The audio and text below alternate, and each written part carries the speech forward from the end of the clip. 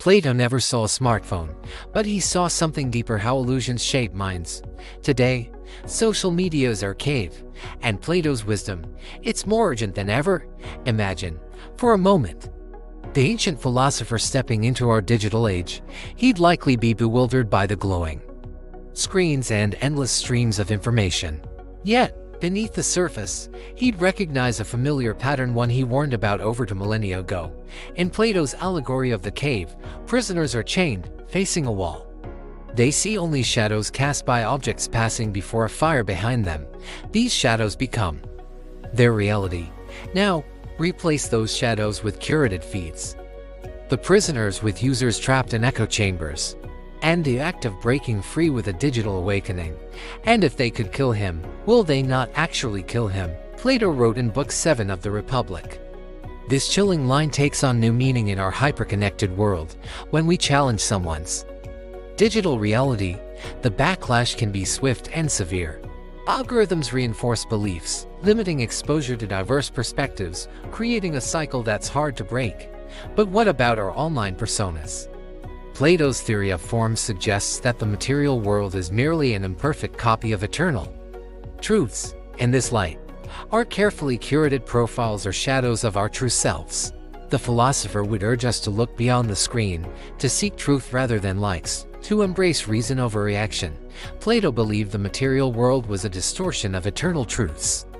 How much more distorted, then, is the world we construct through social media?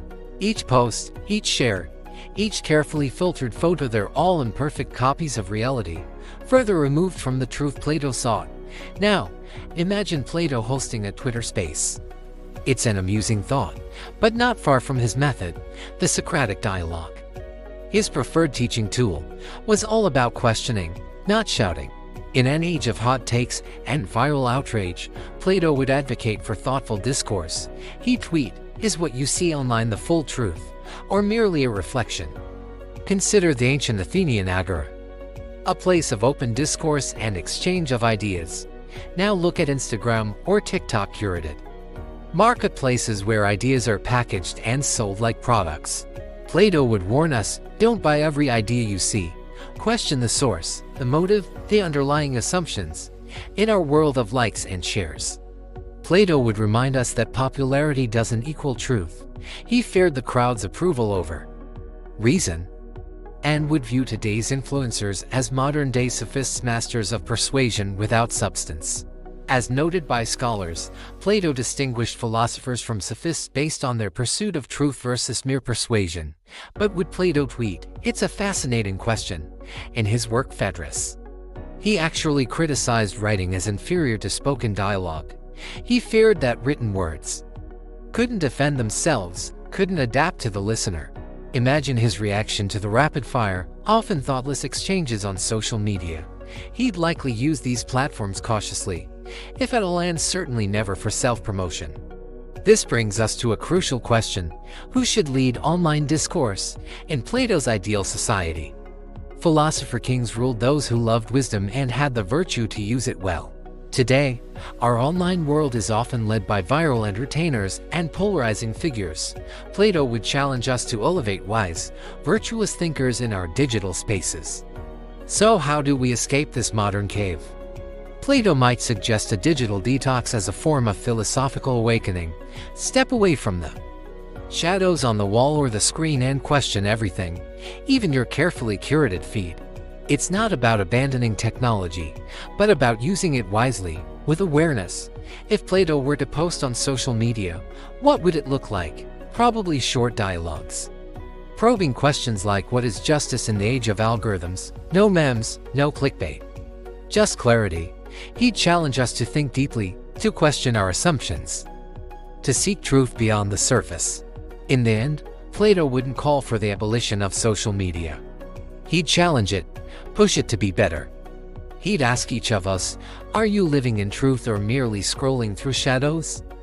Are you using these tools to expand your understanding, or to reinforce what you already believe? The philosopher would remind us that technology is just a tool. It's how we use it that matters. Do we use it to connect meaningfully, to learn, to grow, or do we let it trap us in a cave of our own making? Mistaking shadows for reality. Plato's teachings, millennia old, offer a startling relevance to our digital age. They challenge us to think critically about the information we consume, the personas we project, and the discussions we engage in online.